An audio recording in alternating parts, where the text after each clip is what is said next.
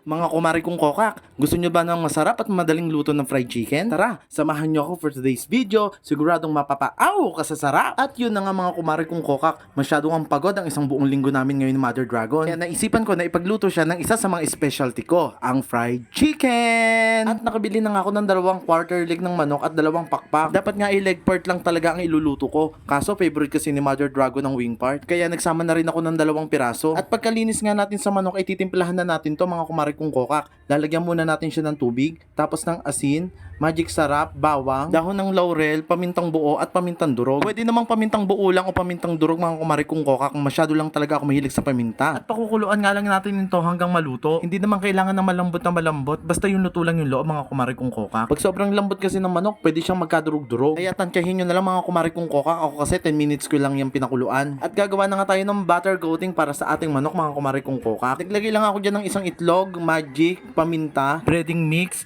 tapos 1/4 cup ng cornstarch. Haluin lang natin ng haluin mga kumari kung kokak. Tapos lalagyan naman natin siya nung pinagpakuluan ng manok kanina. At pag ganyan na nga yung consistency niya, pwede na natin ilublob yung manok ng isa-isa. At pag nailublob na nga natin yung manok ng isa-isa, ay pwede na nga tayo magpainit ng kawali at mantika at pwede na natin simulan ang pagpiprito ng manok. At dahil luto na nga ang loob nito mga kumari kung kokak, ay napakadali na nga nitong iprito. Kung titignan nyo nga mga kumari kung kokak, ay konting mantika lang din ang inilagay ko. Hindi na natin siya kailangang i-deep fry. Kaya sobrang tipid talaga pag ganito ang ginawa nyo mga kumari kung kokak. Aalalayan nyo na lang dyan yung pagpiprito ng outer part para hindi siya masunog. At pagkatapos nga nating maprito ang mga manok, ay syempre hindi naman dapat mawawala ang sauce. Sa sauce naman ng fried chicken natin ay gagawa naman tayo ng garlic mayo sauce. Maglalagay lang tayo ng 2 budget pack ng mayonnaise, ng bawang, tapos lalagyan din natin siya ng konting asin mga kumari kung kokak. At syempre hindi mawawala ang paminta. Hahaluin lang natin mabuti ito at pagkatapos natin siyang haluin ay ilalagyan din natin siya ng suka. At syempre imi-mix well lang ulit natin to mga kumari kung kokak. At pagkatapos kaya natin gawin ng ating special sauce ay i-assemble na natin ng ating fried chicken. Perfect na perfect nga siya mga kumari kung kokak. Napakaganda ng pagkakaluto niya. Golden brown na golden brown. Tikiman na! At yun na nga mga kumari kung kokak. Tikiman time na naman sa ating niluto.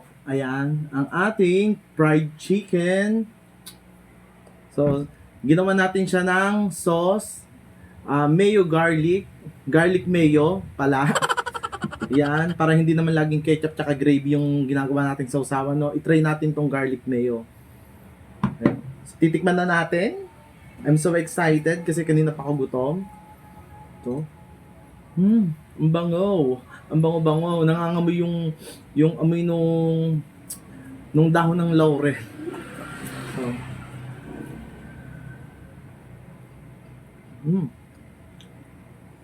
Ang sarap ng balat, ha. So, kakagatin natin siya.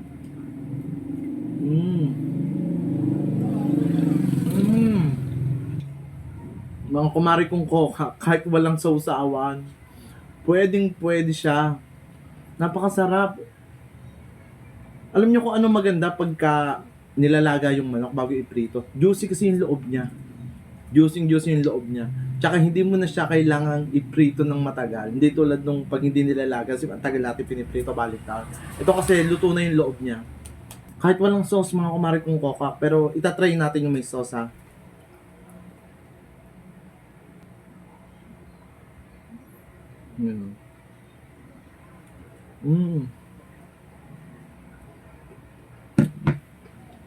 Grabe.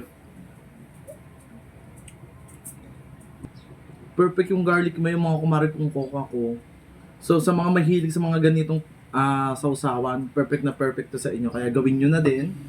At yung pagluto ng manok, ganun din. Dahil napakasarap, promise.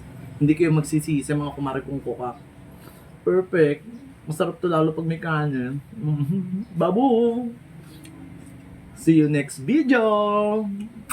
Thank you for watching my video. Follow me for more. Babu!